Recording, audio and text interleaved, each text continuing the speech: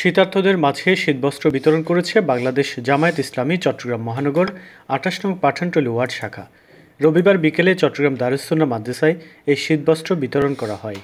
এতে প্রধান অতিথি ছিলেন জামায়াতের চট্টগ্রাম মহানগর সেক্রেটারি ও কেন্দ্রীয় মজলিসে শোরা সদস্য অধ্যক্ষ নুরুল আমিন। বিশেষ অতিথি ছিলেন সদরঘাট থানা জামায়াতের আমির আব্দুল গফুর।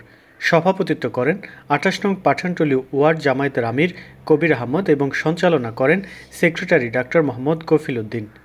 এ সময় অন্যান্যদের মধ্যে উপস্থিত ছিলেন বিশিষ্ট ব্যবসায়ী আজম, ২৮ নং পাঠানটলী পশ্চিম ওয়ার্ড জামায়াতের সেক্রেটারি সাইফুল্লাহ, জামায়াত নেতা ইমাম হোসেন, আশরাফ আলী জিসান, স্থানীয় জামায়াত ও শিবিরের অন্যান্য নেতৃবৃন্দ ও গণ্যমান্য ব্যক্তিবর্গ।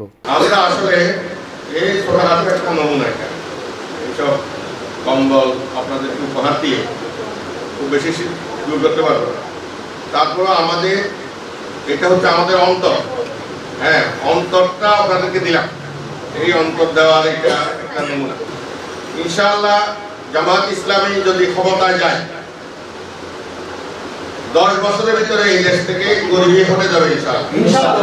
আল্লাহ শুকর আদায় করতেছে, আমরা কিছু সংখ্যক মানুষের হাতে হলেও এই নগণ্য প্রচেষ্টা আমরা কিছু শীতবস্ত্র তুলে দিতে পেরেছি। আপনারা দোয়া করবেন আমরা আরও আগামীতে যাতে বেশি করে দিতে পারলে আমাদের খুব আনন্দ লাগে। কারণ আপনাদের সেবার জন্য আমরা এই পর্যন্ত অত্র থানায় প্রায় 6 শতাধিক কম্বল দিয়েছি। আমাদের সমর্থন যে আমরা দিয়েছি, আমরা আরও চেষ্টা করব। বাংলাদেশ জামাত ইসলামী একটি মানবিক সংগঠন এবং মানুষের কল্যাণে জামাত ইসলামের সমস্ত কার্যক্রম পরিচালিত হয়ে যাচ্ছে। যেখানে দুর্যোগ সেখানে জামাত ইসলামী, যেখানে বন্যা সেখানে জামাত ইসলামী, যেখানে শীতার্ত মানুষের কষ্ট পাচ্ছে সেখানে জামাত ইসলামী।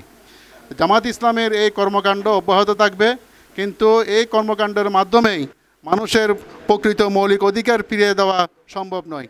সেজন্য রাষ্ট্রীয় ব্যবস্থা যদি ইসলামিক একটি কল্যাণ রাষ্ট্র যদি প্রতিষ্ঠিত হয় এবং আল্লাহর আইন এবং সৎ লোকের শাসন যদি প্রতিষ্ঠিত হয়, তাহলে প্রকৃত সুখ এবং শান্তি ফিরে আসবে।